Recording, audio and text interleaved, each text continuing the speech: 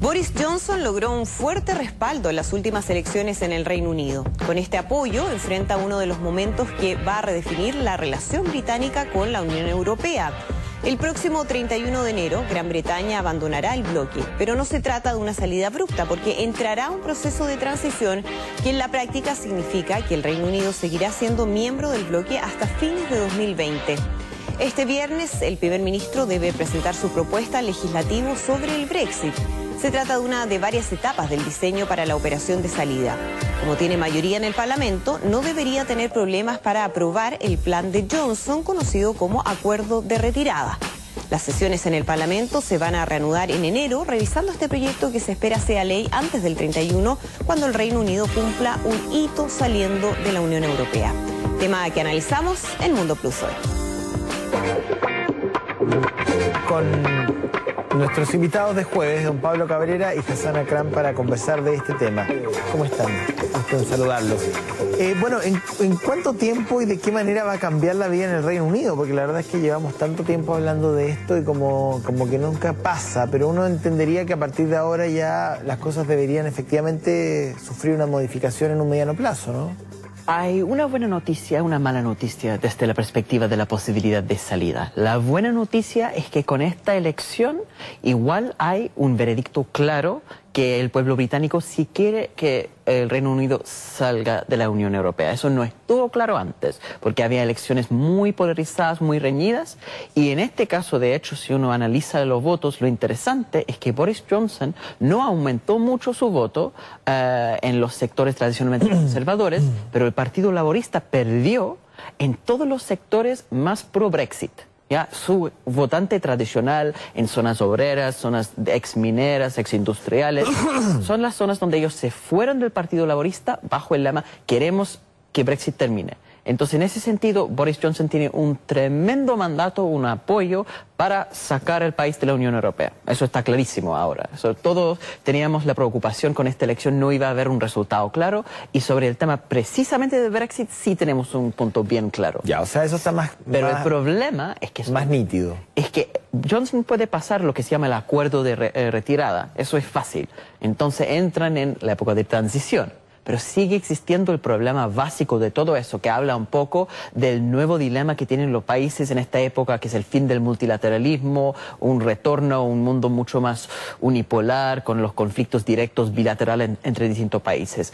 Que la Unión Europea no va a firmar un acuerdo de libre comercio con Gran Bretaña si Gran Bretaña no acepta de moneda de cambio todo lo que se llama la armonización regulatoria, o sea que aceptan todas las regulaciones en términos de calidad de los productos, que supuestamente era la gran razón para salir de la Unión Europea. Entonces hay un problema ahí, donde lo que ha ofrecido Johnson es firmar con la Unión Europea un tratado de libre comercio y también con Estados Unidos, pero Estados Unidos quiere que entonces el Reino Unido salga de ese sistema de regulaciones de la Unión Europea.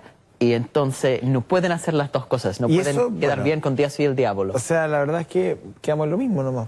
Bueno, así terminamos el programa anterior, que estábamos lo mismo. Y ahora pero no, yo diría que hay un pequeño cambio porque sabíamos el resultado definitivo de la elección. Eso cambia la impronta del gobierno de Johnson, obviamente, de cara a la negociación. No sé cuánto cambia, pero sí Europa ha cambiado mucho en estos últimos tiempos de incertidumbre. Hay algunas mayores certezas también en Europa. ¿Cuáles? Por ejemplo, la gran disyuntiva o la gran duda era cuánto iba a afectar a Europa, a la Unión Europea, la salida del Reino Unido. Porque hace un año atrás mucho se pensaba que el Brexit iba a ser después un Italy Brexit, un Greece Exit, todos se iban. Todos se iban. Y yo creo que hoy día todos se quedan. Y eso ya es un cambio muy importante, porque las condiciones han cambiado para Europa, y en ese sentido entra a tallar el tema de cómo va a ser la negociación de la Unión Europea con Boris Johnson. Por un lado, la mayoría de Boris Johnson hace pensar que va a ser muy fácil él poder enrielar la discusión. Pero cuidado, ahí hay dos temas importantes que también los tocamos la otra vez muy de pasada, ahora quizás podríamos profundizarlo. ¿Cuál es el tema de Irlanda y cuál es el tema de Escocia? El tema de Irlanda, porque, como dijo en la introducción, hasta el diciembre del 2020 vamos a tener a Gran Bretaña en la Unión Europea negociando su salida. obviamente que vamos a tener la salida que firmó Boris Johnson, o que acordó Boris Johnson, fue una salida de una frontera especial para el Reino Unido. O sea, ¿cuánto va a quedar unida Gran Bretaña a la Unión Europea? ¿Y cuántas van a ser las consecuencias que va a tener la salida, no solo de tipo económico, sino también de tipo social? ¿Eso no debería estar más o menos claro? No, porque yo me recuerdo que esto es muy dinámico. Yo me recuerdo que en los años 2009, 2010, 2011, 2012, recordemos cómo fueron los problemas de Grecia con la Unión Europea. Y Grecia fue un elemento central que tuvo no solo derivaciones económicas y influencia en la economía de la Unión Europea, lo que estaba pasando, y en otros países, sino que al final el resultado tuvo derivaciones sociales en Europa. Entonces, ahora vamos a empezar a analizar cuáles van a ser las derivaciones de tipo social en Europa. Y yo creo que Boris Johnson se ha adelantado un poco en eso. Yo creo que hoy, en el Parlamento, en la segunda opening del departamento, la segunda apertura con la reina presente, el speech de la reina, Boris Johnson entrega 30 medidas, 30 leyes que son importantes para que van a implementarse durante su gestión. De las cuales, de las 30, hay alrededor de 7 que son relacionadas con la salida de la Unión Europea, y la primera de todas va a ser la votación este viernes, del acuerdo de salida propiamente tal, el darle el vamos a la salida. Pero las otras 23 son de dimensión social, de salud.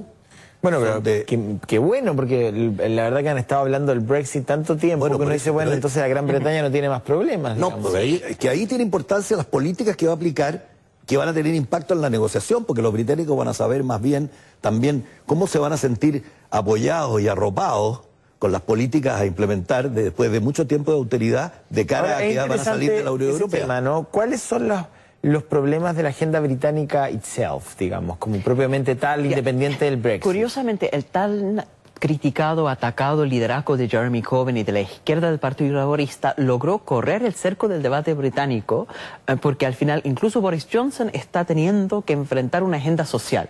Estamos, parece, en la época de gobiernos de derecha que igual ofrecen frente a la calle agenda social para tratar de desactivar conflictos. En este sentido, Johnson está ofreciendo un fin de la austeridad social, una inversión muy importante en los derechos sociales, sobre todo el Servicio Nacional de Salud. Eso es lo más importante, porque disfinanciaron todo el sistema público de salud. ¿NRS hay que modificarlo? Más que nada hay que meterle más dinero. Ese es el problema, porque bajaron el presupuesto para los centrales de salud en toda la zona del país. Entonces hay un problema ahí y van a empezar a meter más dinero. Pero hay un tema más general que es identitario, creo que eso es lo que hay que tocar, más allá del tema social, financiero, digamos, que acá la votación es una votación cultural. Hubo una polarización muy fuerte y al final el Partido Laborista o su liderazgo se arrastró hacia esa visión más europea, más progresista, más abierta, que no era un tema netamente económico, era más bien una votación de la gente más joven, urbana, que quería sentirse más ciudadanos del mundo. Y al final el resultado de esta elección es que no, los británicos lo que quieren es más bien ser parte de un bloque nacional con cierta identidad cultural más definido hacia adentro, ¿ya? Y en esa decisión hay un problema que choca con la realidad económica internacional, donde salirse a hacer algo un poco más nacionalista causa todos los problemas en términos de las negociaciones de los acuerdos internacionales. Y es el mismo problema que enfrenta Trump. Trump llega con esa idea de hacer Estados Unidos un gran país otra vez, make America great again. Y eso no es tan fácil cuando uno tiene que existir dentro de un mundo multipolar con todos los organismos internacionales que están en crisis. Tan mal no le ha ido, digamos. Tiene un tremendo problema Trump, que es el mismo problema que va a tener Johnson, que puede hacer muchas cosas en términos retórica, puede tener mucho éxito en términos políticos electorales, pero tiene, por ejemplo, la Organización Mundial de Comercio completamente congelada y una incapacidad de enfrentar los grandes conflictos que están, por ejemplo, Estados Unidos con China o Gran Bretaña entre Estados Unidos y Europa. Y no hay soluciones fáciles a eso. Eso es interesante saber las contradicciones que presenta esto a tu pregunta y a lo que dice Hassan. Yo creo que la salida de Gran Bretaña y la política interna que aplique, inyección o austeridad, inyección de fondos o austeridad, tiene repercusiones en lo que se refiere al ejercicio del National Health Service, del Sistema Nacional de Salud. Acuérdate cuando vino la austeridad, y no obstante el proyecto de ahora de Boris Johnson todavía es 6% más abajo de la época del boom del Servicio Nacional de Salud, la época de Tony Blair y Gordon Brown, es 6% menos todavía de lo que está proponiendo. Pero cuando pasó el problema de autoridad, emigraron muchos médicos y muchos profesionales de Gran Bretaña a Europa. Y hoy día está tratando de compensar eso, porque para mejorar el sistema de salud va a necesitar muchos buenos especialistas y mucha gente, y se da cuenta que una de las leyes que está proponiendo está con el tema de la migración. Está muy demandado por la sociedad por los temas de migración. Entonces ahí hay un segundo tema que ha golpeado a Europa y que golpea a Gran Bretaña desde otra perspectiva ahora, fuera de la Unión Europea. Entonces va a tener los problemas de migración, y durante el primer año va a estar pagando todavía contribuciones a la Unión Europea. Claro, los pagos no cesan en los primeros 12 meses. Ahí es la importancia del apoyo que recibió Johnson y el desafío que tiene. Tiene un desafío europeo, tiene un desafío de potencia mundial o internacional. Acuérdate que va a dejar a Francia solo en la Unión Europea como la única potencia nuclear de la Unión Europea. Y él va a quedar afuera como potencia nuclear, Gran Bretaña, pero en otro contexto. Solo. Ahora, entonces creo que eso es interesante también desde un punto de vista de la impronta de Gran Bretaña en y la de la dinámica interna política, ¿en qué pie quedan los laboristas después de todo esto? Porque deben estar pasando por un proceso refundacional, me imagino, ¿no? Sí, ha sido muy fuerte el problema para el Partido Laborista, porque al final la estrategia que ocupó Jeremy Corbyn no fue la estrategia que él quería, que originalmente él quería tratar de unir el país a través de una versión blanda de Brexit. Pero había un peso muy fuerte, sobre todo los diputados de Londres, del sur del país, que todos representaban distritos muy fuertemente pro la Unión Europea, y ellos querían más bien un segundo referéndum, decir no a la Unión Europea, y habían sacado, a través de una lectura de las encuestas, que sí había muchos votantes laboristas que querían salirse de la Unión Europea, pero esos votantes no estaban tan interesados en el tema europeo. Para ellos era mucho más importante Servicio Nacional de Salud, Estado de Bienestar. Temas internos. Pero fue la confianza en sus líderes. Yo creo que por ahí va el tema también. Los laboristas tuvieron una debacle electoral, obviamente, y tiene mucho que ver con su líder, con el aburrimiento que tenía la población con algunos políticos. Y esto perdieron votos tradicionales, perdieron muchos votos y muchos principalmente gente tradicionales. Los tradicionales son pro-Brexit. Entonces, esto tiene importancia. Yo creo que la votación de Gran Bretaña la deberíamos de mirar también desde la perspectiva de otros países, incluidos los nuestros. Yo creo que hoy día eso del bipartidismo, que era dada como seguro y que las elecciones se ganaban por un voto o por un estrecho margen, obviamente que hoy día la gente está buscando certidumbre y está buscando líderes con alguna respaldo, con alguna fuerza y con alguna espalda. Yo creo que lo que presentó el laborismo al laborismo tradicional de antes presentó una cara que todos conocíamos, que el líder no le gustaba Europa, pero que de alguna manera para ganar votos presentó una posición más débil, como diciendo un segundo referéndum. ¿Por qué? Porque veía que había la gente se aburrió. Yo creo que le faltó una percepción, le faltó leer cómo estaba mirando los británicos el problema de la certidumbre y incertidumbre. Ahora, ¿el Partido Laborista debería moverse a la izquierda o abandonar ese camino revolucionario y moverse más hacia el centro? Bueno, ninguno de los candidatos que está hoy día con mayor en la línea de... Hay uno solo que parece ser muy de izquierda, que fue muy arropado por la izquierda, pero todos los otros son bastante centrados. Pero los que tienen los mejores resultados según las encuestas siguen siendo los de izquierda. Es poco probable que gane una persona del estilo Tony Blair, porque Tony Blair siempre tenía un proyecto muy de las cúpulas, y ahora que eligen democráticamente a través de primarias los líderes del partido, entonces es muy difícil para esa extrema derecha del Partido Laborista ganar. Pero el tema acá es que si uno lee el resultado de la elección, ¿por qué perdieron? Perdieron por Brexit. ¿Y quiénes son los más en contra de Brexit? Precisamente los de Tony Blair, y fueron ellos los que impusieron una estrategia electoral que fracasó en esa completamente. línea es muy importante lo que dices, porque yo creo, sin ser un experto en el Partido Laborista, ni tampoco en el Conservador, pero obviamente como un observador, creo que de alguna manera la política británica se balcanizó, y se balcanizó a través del Partido Laborista. Estamos viviendo un fenómeno muy raro, porque había una dispersión en los votantes, y hoy día como que se unieron detrás de un líder, algo que estaba como que en retirada, y por el otro lado se balcanizó. ¿Qué quiere decir con se balcanizó? Se dividió mucho el voto laborista. Sí. Se dispersó. El Partido Conservador pudo echar al nieto de Winston Churchill y no tuvo efecto. Y no tuvo efecto. Los conservadores siguieron leal a su líder, mientras que el Partido Laborista tiene un centro, el concertacionismo británico, como siempre lo llamamos, que es tan poco leal que frente a un líder de izquierda hicieron la guerra interna, cero lealtad, y acá una vez más, Corbyn. Claro, sí. Una vez más, Gran Bretaña muestra que hay una excepción en su conducta. Creo que eso es tremendamente importante, no solo desde el punto de vista de los liderazgos políticos, sino que también de lo que es Gran Bretaña en el mundo y de lo que puede ser. Recordemos algo que dijimos acá una vez. Gran Bretaña creció y fue imperio siempre por los márgenes de la Unión Europea. No fue parte, la Unión Europea no lo ayudó a ser parte del imperio.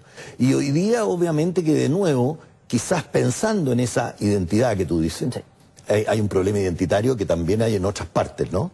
El problema identitario está calando hondo en la política contingente y en la política internacional y en la posición internacional de los partidos. Y en ese sentido, Gran Bretaña ahí tiene un desafío muy grande de cómo va a ser más fuerte fuera de la Unión Europea o la Unión Europea va a ser más fuerte sin Gran Bretaña. Y yo creo que eso es bueno traerlo a colación desde una perspectiva de un análisis general de lo que está sucediendo en nuestro territorio, de lo que está sucediendo en América Latina, de lo que está sucediendo en Europa. O sea, hoy día yo veo a una Europa más unida frente a una salida de Gran Bretaña, lo cual va a significar que la negociación con la Unión Europea, por eso cuando tú dijiste volvemos a lo mismo, volvemos a lo mismo de alguna manera porque lo que va a ofrecer la Unión Europea no va a ser más de lo que ofreció en el acuerdo con... No se va a mover en un centímetro. Pero obviamente que el año, la experiencia de estar saliendo de la Unión Europea y de estar presentándose todos los fantasmas que le leyeron o le contaron a algunos británicos que querían quedarse en la Unión Europea, empezar a sentirlo, sea con un grado de seguridad, ahí está el liderazgo del partido, del líder. ¿Les llamó la atención alguna parte del discurso de la reina que quieren destacar? A mí me llamó la atención, pero en términos británicos no debería ser tanto, que la reina, el boato de la ceremonia del Parlamento no tiene nada que ver con la ceremonia oficial que siempre hay en el Parlamento todos los años. No, claro, o sea, fue un boato de diciembre que, como dijo un comentarista muy agudo británico, si uno mira la foto de la House of Lords, los colores que se ven ahí en el plano de los Lords se ve como de Santa Claus, ¿no? En los colores blanco y rojo. Entonces, ¿pero que bajó el nivel de lujo por alguna razón? La corona de San Eduardo entró como en un cojinete, con un traje de calle sin corona. Claro, y habían la monarca del pueblo. La monarca del pueblo, claro, bajó en un Bentley, claro, en un auto importante británico, llegó al Parlamento. No es muy del pueblo, digamos, un Bentley. Más del pueblo. Era uno, no habían tres. Tú hiciste una pregunta sobre qué le llamó la atención. A mí me llama la atención porque había demasiada curiosidad por esta ceremonia. Y creo que el discurso estaba muy centrado en lo que iba a ser el Brexit y las 30 medidas que dio, un 25% fueron sobre el Brexit, un 75% era el programa de Johnson. Sí, porque Johnson ahora quiere pasar la página, no quiere hablar de Brexit, porque la realidad es que es muy difícil tener éxito con esta salida, porque la Unión Europea, como ya tenemos bien claro, nos va a ofrecer más.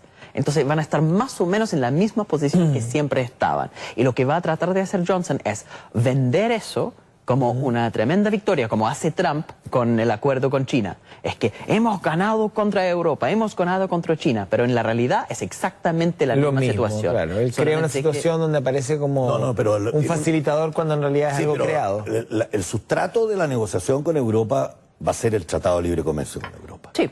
Pero obviamente que tiene que ver cuál va a ser el razonamiento en otros temas importantes. Pero la dimensión, que eso es importante también mirarlo nosotros, los latinoamericanos, que estamos en un proceso también de integración o de desintegración o balcanización. Si es que podríamos... No, nosotros estamos más Pero desintegrados que integrados. Pero no sé, pero porque podemos, no estoy tan convencido, pero estamos a lo mejor en una convulsión social que nos hace pensar sobre estas cosas, y creo que mirar a Europa hoy día es mucho mejor que mirarla hace un año atrás. La Unión Europea ofrece integración. De hecho, todo el proyecto de la Unión Europea en términos de sus tratados de libre comercio es precisamente ofrecer a otros países, los famosos terceros países, como otro tipo de relación comercial frente a Estados Unidos. Están empezando a armar una competencia frente a Trump, que nosotros somos el libre comercio, y frente a China, el libre comercio, pero con una preocupación social. Y entonces tenemos esos tres poderes que para América Latina hay que de cierta forma escoger, aunque no quieren admitirlo, porque siempre se tiene que quedar bien con todo. Claro, pero ¿cuál es el modelo? ¿Europeo, estadounidense o chino? Y con un tema muy recurrente hoy día, los aranceles. O sea, Gran Bretaña va a empezar a pegar aranceles y sus productos en Europa, que son muy requeridos, van a también tener otro tipo de aranceles. O sea, hay una, entre comillas, un cambio, una revolución en lo que ha sido la relación en los últimos años permanente. Y yo me pregunto, todo lo que costó integrarse a la Unión Europea, a Gran Bretaña, ¿cuánto irá a costar salirse? ¿Ahora se integró totalmente la Gran Bretaña o no? ¿Cómo en términos económicos, completamente. En términos políticos, bueno, menos la libra. Pero menos no, la libra. unidad monetaria nunca hubo. Sí, pero honestamente eso no es lo más importante, porque no era tan... El tema de comercio, el tema de... como un proceso de producción. ¿Ya? Los pedacitos de un bien o servicio que se vende, se puede fabricar una parte en Francia, cruzar a Inglaterra, después cruzar de vuelta. Eso ya no va a poder ser. Es súper difícil cambiar eso. No, tiene que seguir existiendo, porque es absolutamente necesario para las líneas de producción de comida, de medicamentos, de todas las cosas más básicas. Esa cuestión de producción, la economía real, es tan integrada que no pueden salirse. Bueno, pero yo creo que va a haber un elemento interesante para Gran Bretaña, que es un elemento interesante para todos. ¿Cuál? Es el papel de la diplomacia en el siglo XXI. Yo creo que Gran Bretaña, que una de las causas que se sale de la Unión Europea es que de alguna manera, lo dicen los observadores, pero no hay que ser tan observador atizado para darse cuenta, avesado, perdón, es que estaban ellos como sometidos a un proceso en lo cual Alemania tenía mucho que decir. Y Gran Bretaña, por su cultura, por su identidad, como hablábamos, nacional, tenía reminiscencias del imperio, con la Commonwealth, con la reina, con tantas cosas. Y con su economía y su presencia mundial. Yo creo que eso hoy día va a reforzar el trabajo del Foreign Office. Yo creo que la diplomacia británica, para recuperar lazos tradicionales con España, con Italia, con Francia y con Alemania, va a tener que hacer un trabajo tremendamente importante. Y ahí vamos nosotros a mirar que cuán importante es ese trabajo del intermediario que tiene que trabajar para sobrevivir. Exacto. Bueno, pero ahí... Yo creo que ahí la diplomacia es importante. La familia real hará ese trabajo, pues. O los diplomáticos. Los diplomáticos, yo creo. Antes tú mandabas a la princesa Diana a cualquier parte. Pero bueno, ahora habrá que buscar alguna princesa. Ya. Nos vamos. Que tenemos a Meghan Markle. Tenemos a Meghan Markle, que es la princesa perfecta. No, si no la quieren tanto, no. Kate Middleton en Vamos a ver, darle un tiempo. Pero Hassan es un hombre que representa aquí en Chile bastante bien el mundo académico británico. Al menos con Chile yo creo que no va a dar problemas. Bien, muchas gracias. Que estén muy bien. Ustedes también.